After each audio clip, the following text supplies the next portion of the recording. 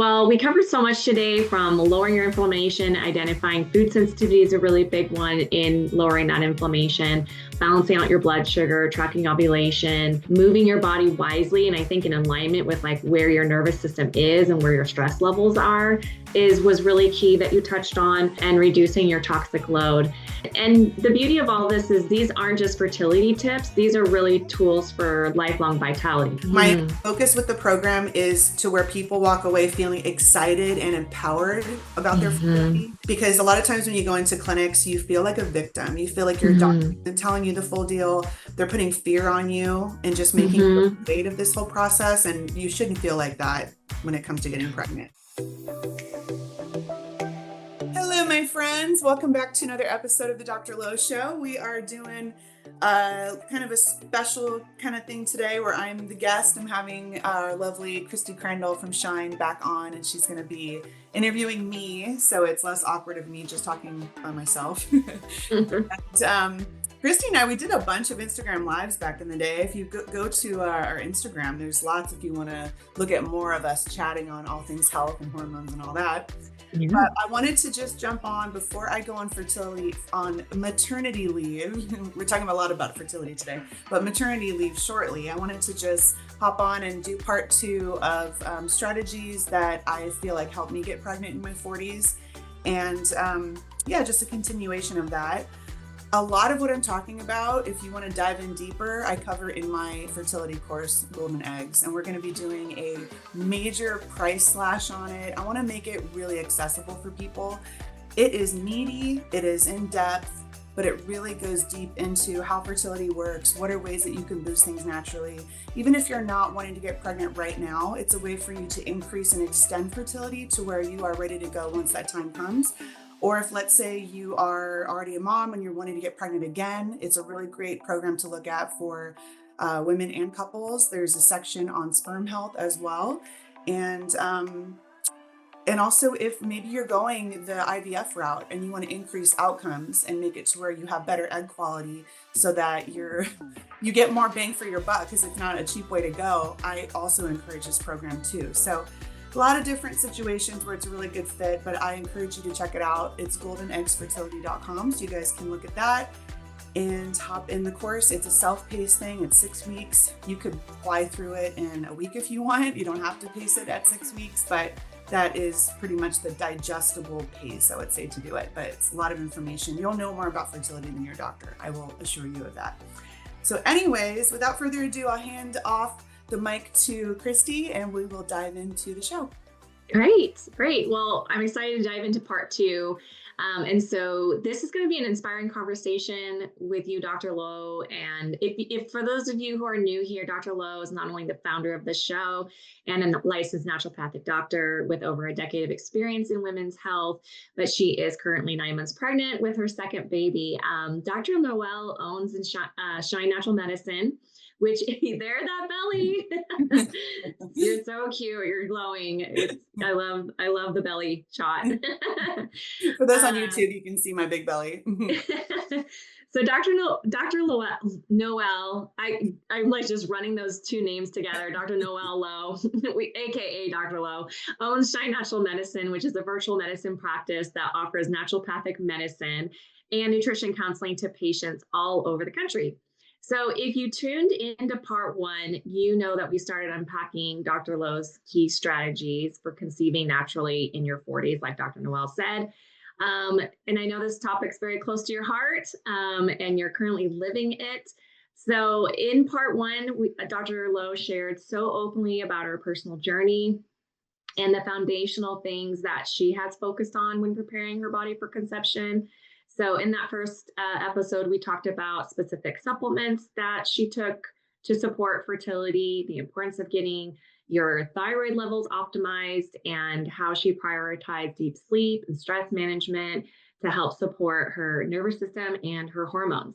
So if you missed part 1, definitely want to go back and give that a listen. It's filled with lots of golden nuggets. And so today we're going to dive into part 2 and pick up kind of where we left off. Diving into those strategies for holistic fertility. So let's get into it. Let's talk about inflammation. Why is reducing inflammation so critical for fertility, especially in your 40s? Yeah, so total, I wrote 7 things. We did 1 and 2 with our part one. So with number 3, I think what to say what you were talking about, inflammation. We know that inflammation is the common theme with most conditions in our country that are the top leading cause of death, heart disease, stroke, cancer, diabetes, autoimmune.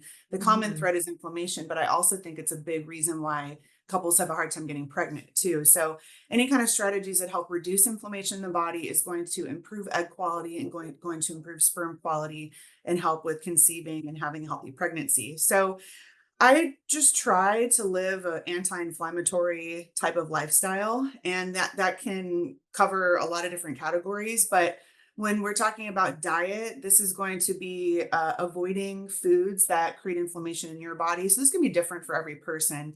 Generally speaking, that includes reducing omega-6 fatty acids, increasing omega-3s. So we run omega-3 testing on every patient at our clinic. I had some testing done that showed I was a little low in omega-3s. So I started to do a much higher dosage of my omega-3s with a good fish oil. And I was doing that really consistently, I would say for like a solid 6 months leading up to getting pregnant. It was helping me just symptom wise with aches and pains. So I was very motivated to do it. But I do Mhm. think that that was part of one of the things that helped. So again, we know chronic inflammation disrupts ovulation, it disrupts implantation. So maybe you ovulate, but maybe that implantation doesn't happen. And also um, if you have chronic inflammation, it can increase miscarriage risk. So let's say you do get pregnant and implantation happens, there's a higher chance of miscarriage if that's the case. So we'll get more into lab testing at the very end of this episode. There are some labs that you can do that will assess for your inflammation level. Mhm. But omega-3s, that was a big thing for me. With studies, it's showing that omega-3 intake is actually linked to better embryo quality in IVF. There's studies that show that back in 2012. And also CRP, which stands for C-reactive protein. This is a marker in blood work you can get done. Less than 3 is associated with over 3. So higher inflammation is associated with lower fertility rates. So you can get that Mhm. number and that number can change. So you can implement, low or anti-inflammatory kinds of habits and see that number really go down very consistently.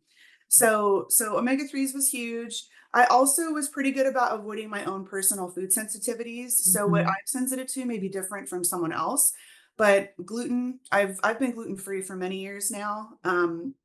I do kind of a lower dairy diet as well. And I would also avoid foods that created just some aches and pains for myself. So, like Mhm. nightshades would give me, some more like arthritis symptoms. Corn actually is my highest food sensitivity, which is Mhm. kind of interesting. Corn is a common one. The top 5 food sensitivities for patients that we tend to see: dairy, gluten, corn, soy, and then sugars, for everybody that's going to be inflammatory. But I did a food sensitivity test that showed that corn was really off the charts for me. And I feel it when I have a bunch of popcorn at the movies or if I'm having some tacos the next day, I just won't feel so good. So that's what I did. I was eating lean proteins, healthy fat. So loving things like olives, olive oil, certain nuts and seeds, love macadamia nuts, was doing avocado oil. Mhm. I would cook with avocado oil. I was doing like grass-fed butter, pasture-raised organic butter. So I think I Mhm. really did a pretty good job with that. That's great. That was my anti-inflammatory kind of habit. That's awesome. Was that on a practical side, was any of that a little bit difficult like in the beginning of pregnancy with did you have any food aversions? Because I have a lot of clients who early in their pregnancies, they're not feeling great. All they want is bread. All I wanted was And cheese pizza. Once I actually got pregnant, I only wanted cheese pizza. So I did stick to gluten free, but I would wake up in the morning and I would eat cheese pizza. Once I got pregnant, because I was like, as long as I'm eating something, I'm going to stay ahead of my nausea. So yeah. I didn't do gluten though, especially like in the first Hmm. trimester. I tried to keep it anti-inflammatory, but my body wanted so much dairy when I was first pregnant. I think Yeah. body just knew what it needed, and I just trusted Hmm. that it was actually. Yeah. Yeah. It's But good I to was hear that you're blessed. human. You're I was human and woke up and had cheese pizza. exactly. And I was blessed to not have a lot of nausea. I only threw up one time in this pregnancy and only one time with my 6-year-old when I was pregnant with him. So I got Okay, pretty that's lucky. awesome. So anyway, that's the inflammation piece. I'll jump into number 4. I'll just kind of Yeah. keep plugging Yeah. along. So 4 was strategic timing. Oh, actually, sorry, I want to go back to one more thing with inflammation. One of the things that I think really helped me, and this may not be a fit for everyone, but me personally, because I have a history with arthritis and kind of borderline rheumatoid arthritis markers, Mhm. I put myself really on LDN, low dose Mm. naltrexone. Yeah. So LDN it is a prescription, it's a medication. At much higher doses, naltrexone is used for a different purpose for getting people off of certain drugs at a very Mhm. low dose. So I think dosage wise, I'm not sure what that dose looks like for that purpose. It's much, much higher. Mhm. But at a low dose, for me, is 4.5 milligrams. It can help support fertility mainly through immune modulation. So it can work on balancing the immune system, also hormone regulation, and also inflammation reduction. So I did notice when I was on LDN, I had less aches and pains. I felt like it gave me a little bit of a mood boost. We know that depression can be inflammation of the brain. So I think just reducing Mhm. inflammation overall helped with my mood. So yeah, so just working on those things can be obviously really important in women who are trying to get pregnant with maybe unexplained infertility. If there Mhm. is an inflammatory reason that pregnancy isn't happening, like maybe something like endometriosis or PCOS or Hashimoto's or other autoimmune things, I think it's really something very worth considering. Mhm. So you can talk to your prescriber about that, but that I think was really key for me. So how it works, LDN reduces pro-inflammatory cytokines. So cytokines are chemical messengers in the body, specifically IL-6 and TNF alpha. So if you've ever taken biochemistry, those are things you Mhm. probably have heard about. It also reduces CRP as well, that inflammatory marker that I talked about.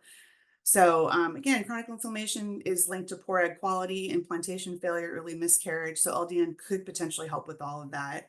And it also can help with the HPO axis, so the communication between the hypothalamic pituitary, so that's brain, to the ovaries. It can help with that Mhm. communication. And for some women, it can help normalize menstrual cycles. It can support optimal LH and FSH regulation, which helps with ovulation, and improve luteal phase progesterone levels, even for some women too. Endometriosis has been linked to having benefits with LDN, so because of the anti-inflammatory effects, and also PCOS, it may help improve insulin markers for ladies with PCOS, which is the leading cause of infertility. So pretty cool stuff. That's amazing. There's some cool research supporting it for these different things.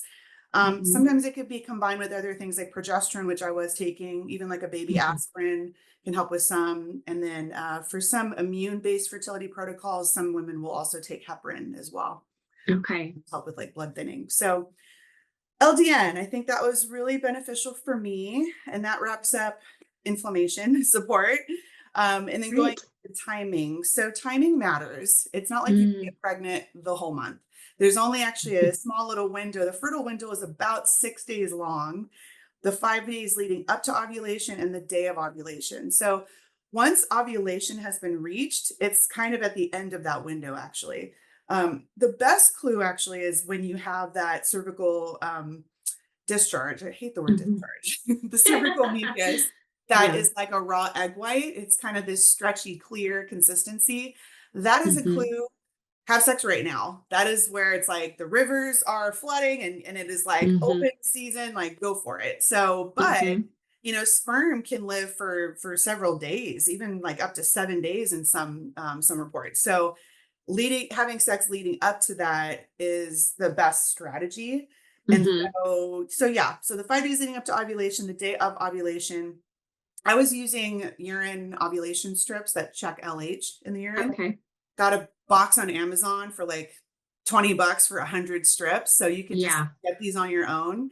And I think timing wise, starting that like around day 5 to probably about day 7, you start doing the LH testing.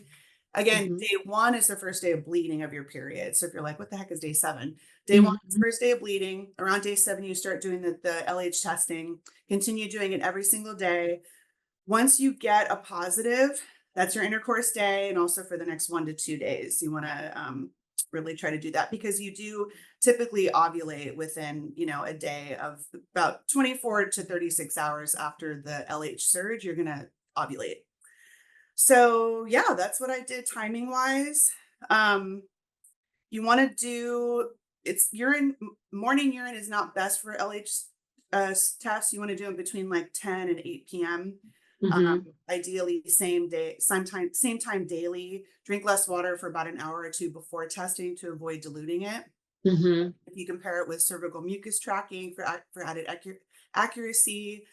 If you're over 40, LH surges might be a little bit weaker. So you might want to add in basal body temperature testing. And when you get Okay. a spike of your body temperature, and that is first thing in the morning, before you get up and move around, you just want to check your temperature. And when that spikes, you're going to ovulate within a day after that, typically. So Okay. yeah, but That was it my might be next all over the question. place. You might not ovulate the same time Mhm. every day or every month. Maybe you ovulate on day 12 on one cycle and day 20 on another. I mean, especially if you have PCOS, it may not necessarily be consistent, which is Okay. common. Okay. Yeah, that was my next question. If there was different strategies for women over 40 versus younger women, because I know, women over 40 tend to experience more irregular cycles and things like that. So Mhm. sounds like adding in that basal temperature will help give some more clarity. Exactly. Yeah, the fertile window might be shorter over 40. So that's number 4. Number 5 is getting into blood sugar regulation. I think I did this pretty dang good leading up to conceiving. So again, a little bit time back into number 3 with lowering inflammation. I was talking about my diet. I was focusing on proteins, animal proteins. I always tell my husband, I'm like, steak makes me nicer. Like if I have a steak or like a decent amount of animal protein, I just become a more pleasant person. And it makes sense because it regulates my blood sugar. So Yeah. focusing on high protein at probably a solid 40 grams per meal, I would say at least Mm-hmm. healthy fats with every meal. I would find that bringing in some carbs, I would feel better having some carbs with my meals. But you know Mm-hmm. why it works? Because blood sugar spikes are linked to increased insulin, which can disrupt ovulation and hormone balance. And the root of PCOS, the most common cause of infertility, is blood sugar dysregulation. Mm-hmm. So women with insulin resistance may have up to 40% lower chances of conceiving, even if they don't have PCOS. So you may have blood sugar dysregulation without technically having that condition. Mm-hmm. So, um, and what happens is with insulin disruption, if you have chronic elevation of insulin, it reduces to something called SHBG, which is sex hormone binding globulin, and that increases free testosterone, which can lead to not ovulating. So if you have high Mm-hmm. testosterone, it's not a fertility promoting hormone balance. It's Mm-hmm. impair ovulation. You're going to have irregular cycles, poor egg quality, and that's even if you don't have PCOS. Also, blood sugar spikes trigger inflammation. So again, going back to those inflammatory cytokines like IL-6, TNF alpha, if you're having those spikes, you're going to be consistently increasing those chemical messengers. And that chronic inflammation affects the uterine lining, ovarian reserve, implantation, and also significantly increases miscarriage risk. Mm-hmm. So yeah, blood sugar balance. If you want to take it a step further, you could even on your own order a blood sugar monitoring device like on Stelo, Mm-hmm. STELO. You can get those for $100. Pop it on your arm. It'll sync with your phone and Mm-hmm. see what your blood sugar balance is looking like on a Yeah. regular, you know. What are some signs or symptoms women can look for when it comes to blood sugar dysregulation and just how they're feeling? Yeah, it's a great question. If you feel like if you go a long time without eating and you feel really bad, so brain fog, hangry, lightheadedness, dizziness, anxiety, just kind of out of it. If you're feeling like Mhm. that, it's just a clue that your blood sugar regulation is not super stable. I mean, as much as I like women to have 3 solid meals a day, if you Mhm. do skip a meal, you shouldn't feel that awful, If Right. you do, that's a clue that that's a thing. Or if when you do eat, you want to take a nap right after, Mhm. that's not a good sign. Or if when you do eat, you finally feel human again, you feel like Mhm. so much better, that also is not the best clue. So Yeah. you might be on a little bit of that roller coaster. Yeah, definitely. I always recommend to clients, try not to go longer than 4 or 5 hours without eating. Mhm. Energy crashes in the afternoon. That's a huge indication as well. Yes. Yeah, or Trying poor to eat. sleep. Poor sleep as well, right? Mm-hmm. If you're waking up throughout the night, if you have to pee Mm-hmm. a lot throughout the night, that can be a clue of blood sugar dysregulation as well. Mm-hmm. Um, so so yeah. Great. Love it. Yeah. All right. So that was number 5, blood sugar regulation. Number 6 is optimal physical activity. So when it comes to exercise for getting pregnant, I kind of lean more towards less is more. Mm-hmm. Over exercising is a problem when it comes to getting pregnant, actually. So let me pull up some studies on this. Women who exercise more than 60 minutes per day of vigorous activity had a 44% lower chance of conceiving compared to Wow. women who do moderate activity. Wow. It's kind of cool. But for the ladies who are really over exercising and you're trying to get pregnant, it's working against you. You Mm-hmm. want to really, kind of relax that habit, and you may need to put on some body fat, actually. A lot of women Mm-hmm. don't necessarily want to hear that, but moderate exercise, like 3 to 5 hours a week, had the most favorable fertility outcomes. And I would say for me, I was probably doing about 2 to 3 hours a week. I was Yeah. consistently doing Pilates, and Mm-hmm. that I think really works great for me just to help reduce stress, reducing excess cortisol, Mm-hmm. inflammation.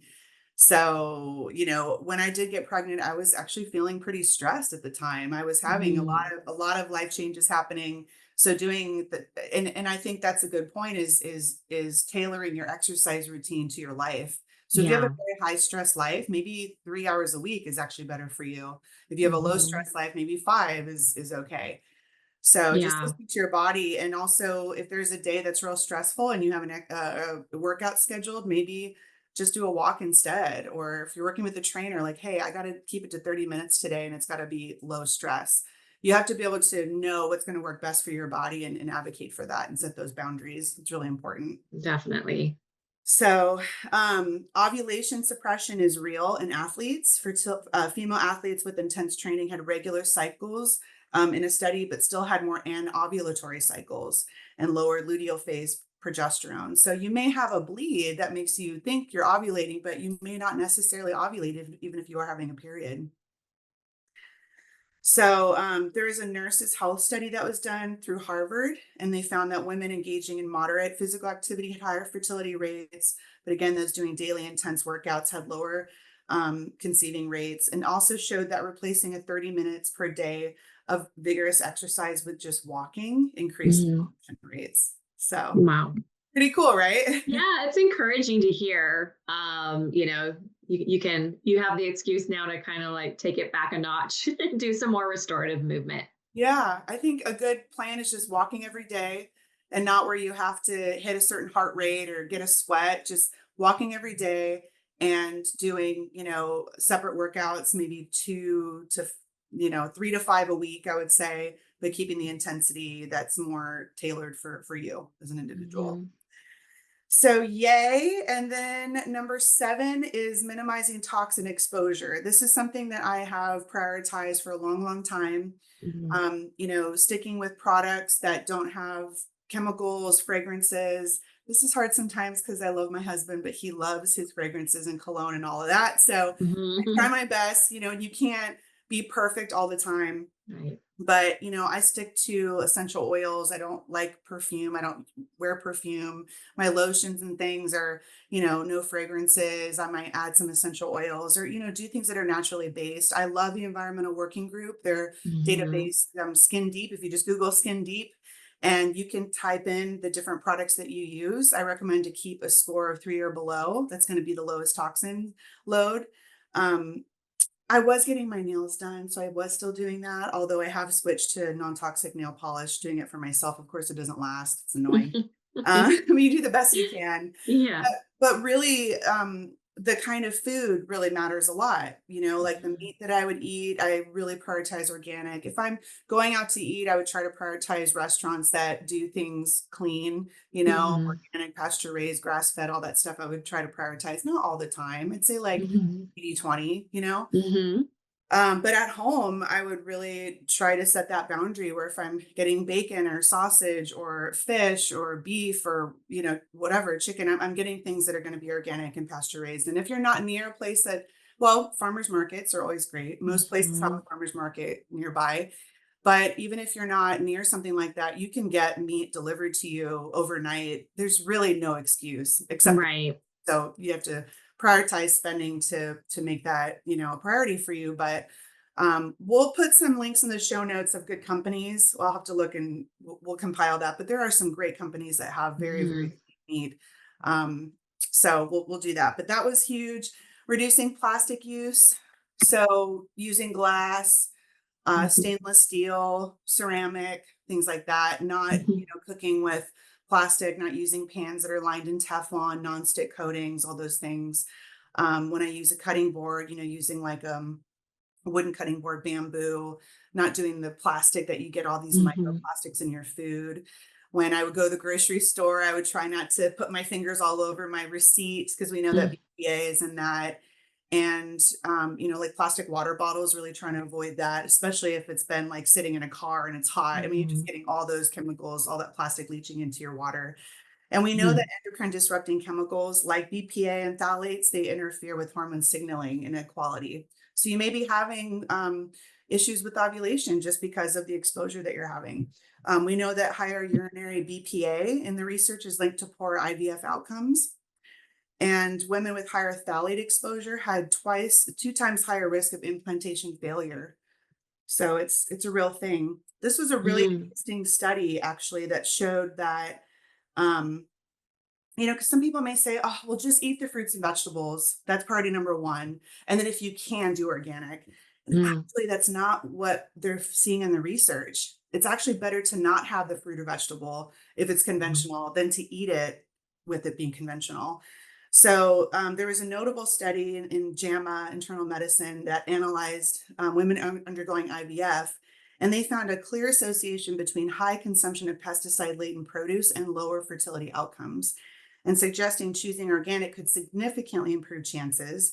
So they studied 325 women undergoing IVF, and the researchers categorized fruits and vegetables into low and high pesticide groups using Mhm. USDA residue data. So, like strawberries, spinach, peppers, apples, they were considered the high residue dirty dozen foods. Mhm. And women eating more than 2 to 3 servings a day of high residue produce had 18% lower probability of pregnancy and a 26% lower probability of giving birth. So, one Wow. study model estimated that swapping just one serving a day of high residue produce for a low residue alternative could lead to 88% higher odds of a live birth with IVF. Wow. That just shows you how detrimental the chemicals that they spray on our food is. Yep. And That's this is amazing. across this wasn't just one random study that showed this crazy outcome. There's been systematic reviews of many, meta-analysis of many different studies showing that higher organic crop consumption was linked to lower incidence of infertility, lower incidence of birth defects, of Mm. metabolic syndrome, of even like preeclampsia. So even having a Mhm. healthier pregnancy by avoiding these toxins. And there was a Danish cohort study with over 2,000 couples trying to conceive. Um, and they found that, let's see, women who had been trying for fewer than 3 cycles, there was a slightly higher ratio for those reporting higher organic food intake than couples not. So yeah, it's Wow. just really important. And what's encouraging about that is I always would really try to follow the dirty dozen. So this is put out by Mhm. the environmental working group. They do a new list every year, and they find the Mhm. top 12 fruits and vegetables that have the highest amount of pesticides. So if you just try to avoid those 12 and swap those for organic, you reduce your overall exposure by over 90%. That's amazing. It is amazing. That's an easy swap to do. It is. Mhm. Yeah. So anyway, I did That's that. amazing. There's a lot more research about that, but for the sake of time, we'll keep moving on and getting into lab testing that I did. Yes. Yeah, I'd love to hear what functional lab tests you ran on yourself and how they were helpful. So I'll just go through the list overall really quick. So thyroid panel, CRP, homocysteine, hormone panel. If you can do a step further and do a Dutch test, which is a urine comprehensive hormone panel, even better. AMH, micronutrient panel, and then if you want to take it a step further, is also doing more advanced testing, like checking your exposure. So the chemicals we just talked about, BPA, Mhm. phthalates. You can check mold, heavy metals.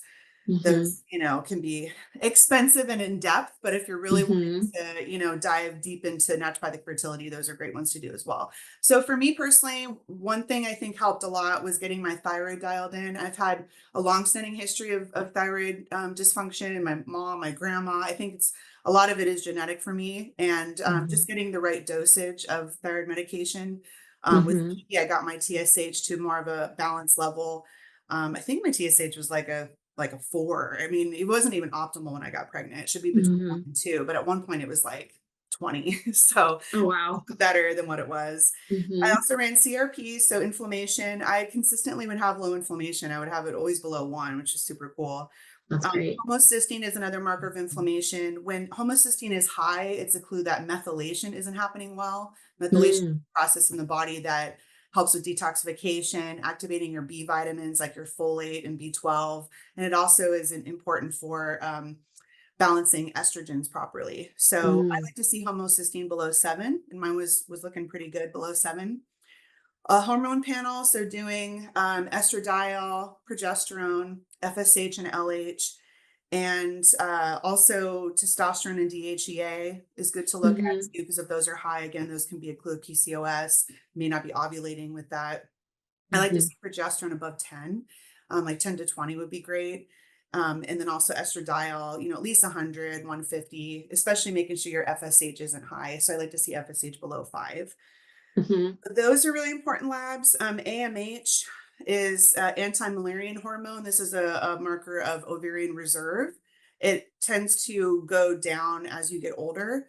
So Mhm. because I'd had a history of PCOS, I tended to have a little bit of a higher AMH. I don't know. I have this theory that women with PCOS who get it healed up, I think they end up having longer fertility. I don't know. I just tend to see it. A lot of the Yeah. that I've seen who get pregnant later in life, they had a history of PCOS. So for anyone Interesting. PCOS and feeling discouraged, I really find that it might be kind of like I don't know, a benefit to you if Mhm. you can get that regulated. That's interesting. Yeah. Prolactin, so high levels of that can show suppression of ovulation. And then let's see, uh, micronutrient testing. This I think is super, super important if you're trying to get pregnant. And I think really important for guys too, for sperm Mhm. quality. So a micronutrient panel, what this is, so macronutrients are things like fats, carbs, protein. Those are just like Mhm. the big molecules you need for nutrition. Micronutrients are going to include vitamins, minerals, antioxidants, omega 3s, things like that. So you can get that Mhm. all of these tested with a panel, and they check your levels floating around in the blood and also what is in your cells. So showing what's really absorbed, the true status of those nutrients, and everybody's different. So you don't want to just guess. Mhm. So common deficiencies that I find: B vitamins. B1 is low for everyone, crazy enough. Mhm. I find that vitamin C and vitamin A are low for everyone. Inositol, so I talked about that as a supplement that I took in part 1, Mhm. for everybody. Glutathione, CoQ10, that one's super important for egg and sperm quality. And omega 3s, like it's so rare that any of those are looking good for people. So get your Mhm. levels tested, check it out, and then you can intervene, use things to help boost those levels, recheck, and make sure that you're getting to the optimal ranges.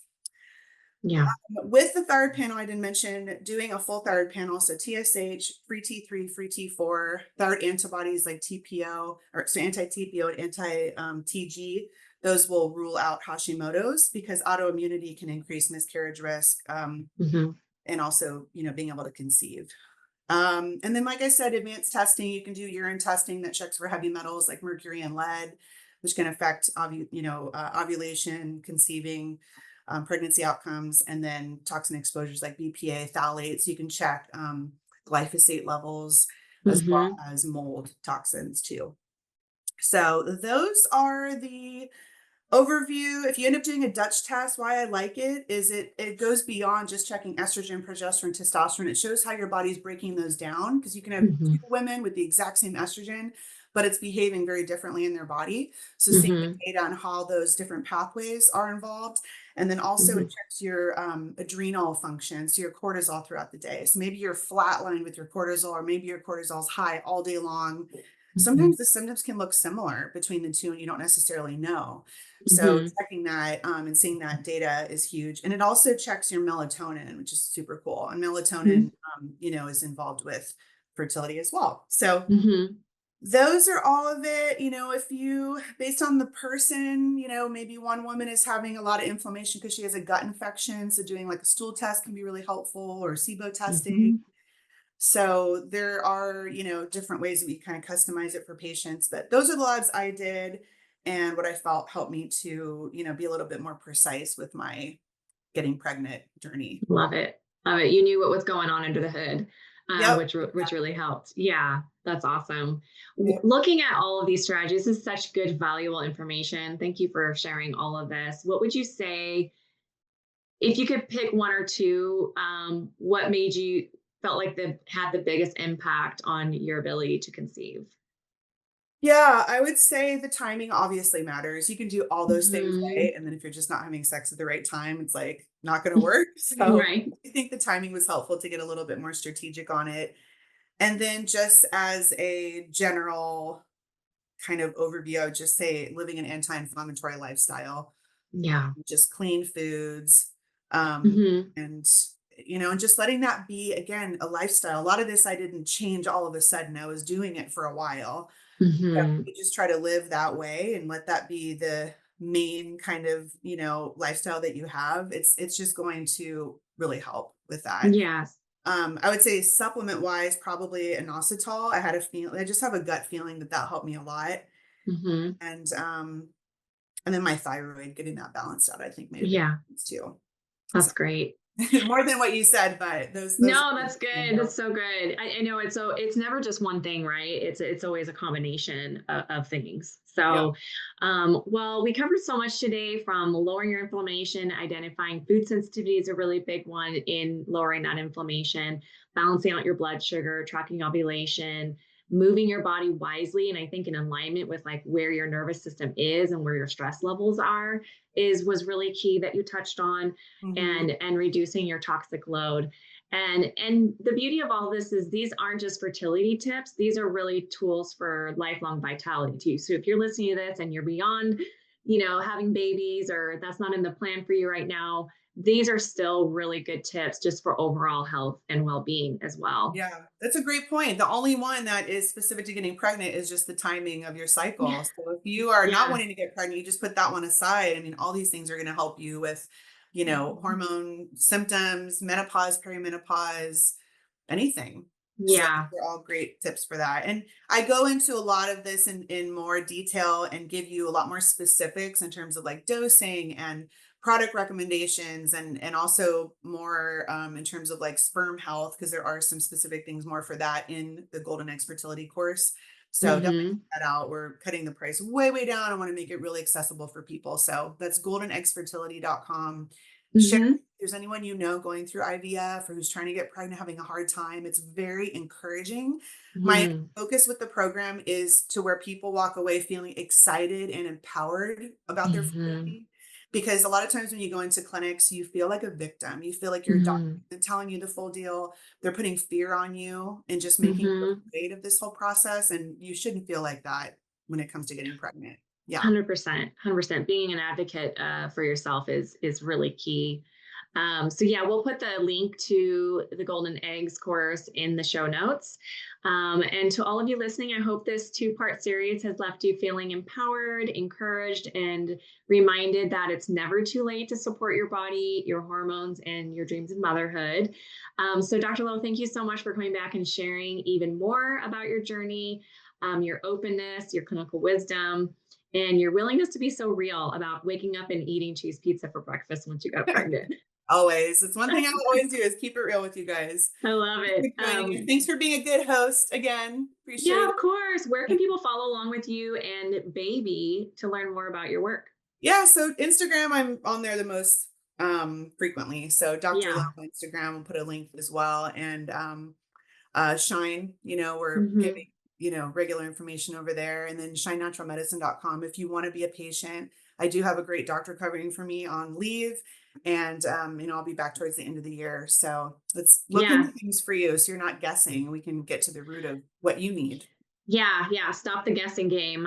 We can find answers. So thanks again for being here, Dr. Lowe. We're cheering you on and can't wait to meet the beautiful baby soon. It's coming so fast. Thank you. So Talk to you everyone guys later. listening, yeah, we'll see Okay. you next time on the Dr. Lowe Radio Show.